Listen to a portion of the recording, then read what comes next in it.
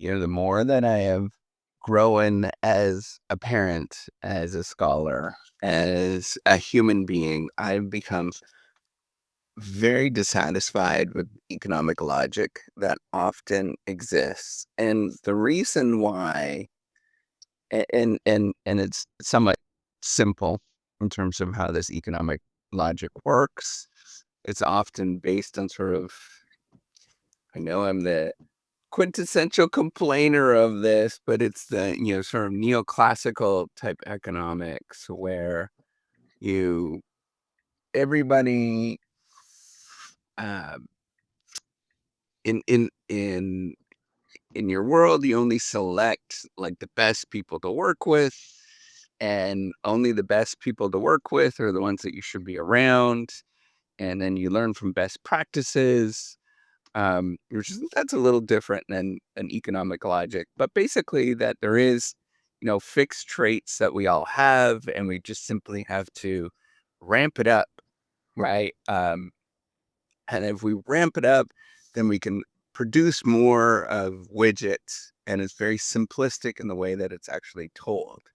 And we all desire the same widgets, or we desire similar widgets that we can sort of put a calculation on it. And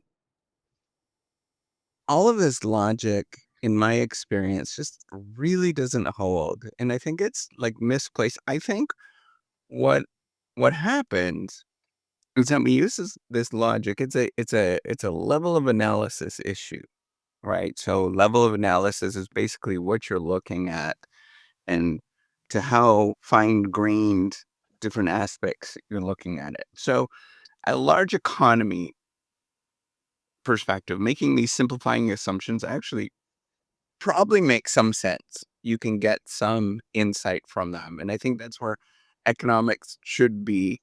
But then it's often applied, this logic is applied because it's very easy to apply some of these things to your world around you. And some of the lessons actually are, that there's some soundness to them. But when you actually interact with the real world, with real people, it often falls apart and it creates worse situations. And simply imagining yourself instead of as if you're an economist and in my view, I don't believe in strategy anymore because of this. That if you believe yourself, you're sort of a strategist, and I teach like that's my field. I don't believe it.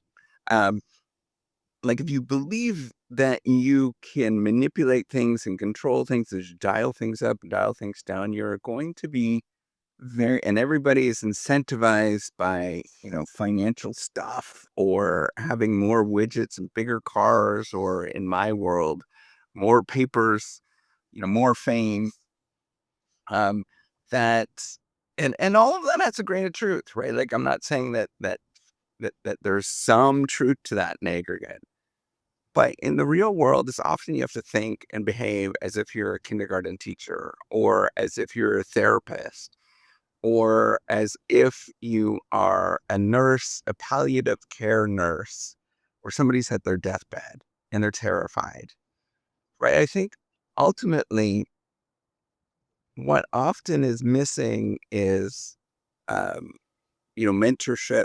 What's often missing, and mentorship in a way, I think people think of mentorship as like, somebody that networks for you, that, rah-rahs for you as a coach, but mentorship in the sense that they actually genuinely deeply care, and that they are not there to get very little out of it. They're just there just to help and to be an ear, right? I think if you start talking to people and you start interacting with them, even just a cursory amount, you can start to see and read their expressions. I pay more attention now to facial expressions, to how people engage in things, and they inevitably, you will see a wincing often. You'll see some tightening very easily whenever you start going into things. And it's often sort of sets people in a certain direction very quickly.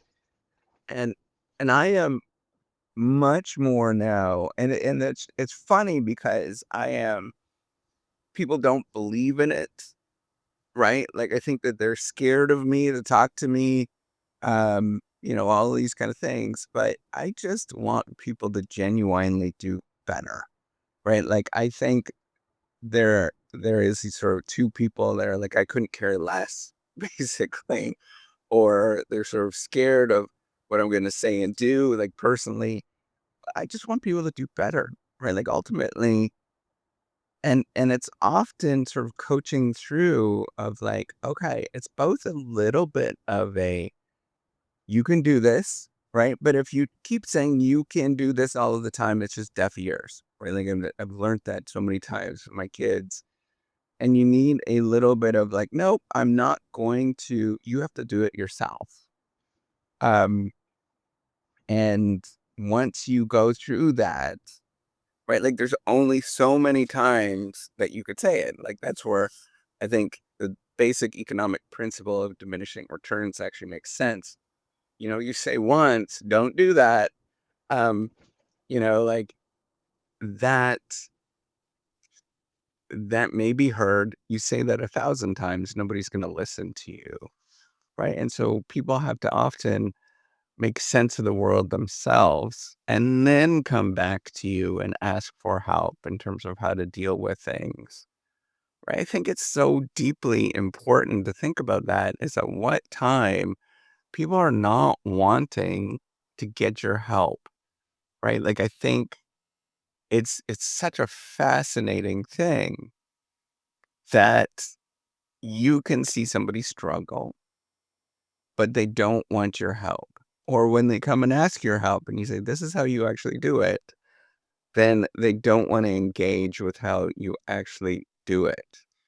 Right. And I think it's really about personal growth. I struggle with it even today. I still do that. Right. Like, if I get advice from somebody, I'm always like, but it's almost always right if they've gone through it before, they have experience. Um, and you have to just let people grow through that sort of suffering with it. And it hurts. I think that's partly why I am the way that I am today, is because I've had to do a lot of growing up. Um, and you just get a lot of hard knocks along the way, right? But here's the thing, if you have somebody like a kindergarten teacher in your corner, a therapist in your corner, they're not there to judge you with these things. They're there to just simply get you to get back up and do it again. Right. And I think that's the repetition is all you can do. And that's the only thing I've learned after 20 years of learning PhD level studies in why companies do better, why people do better, why there's performance, is they get back up and do it again. Right. And that's the only thing that you have control over. The rest of it, everything else, you don't really have control over. Your endowments, like what you have at your fingertips, all those things, your genetics, how you process things, all that you have no control over that. But you do have control over fighting through the urge to quit, fighting through the urge to just stop. And you can, and even then, like, there is down, like, I understand that there's, like, genetic preferences or genetic traits and stuff to control that. Um, but like, that's literally the recipe to everything. Just get back up and do it again and figure out how to do it. Figure out how to say sorry to yourself. Figure out, man, that hit me. Um, I got that sort of weird feeling by saying that, you know, figuring out how to forgive yourself, figuring out how to just keep trying. And once you do that, it's that internal struggle of getting back up and doing it again, even though you don't want to. That's actually what moves the needle. All right. Take care and have a wonderful day.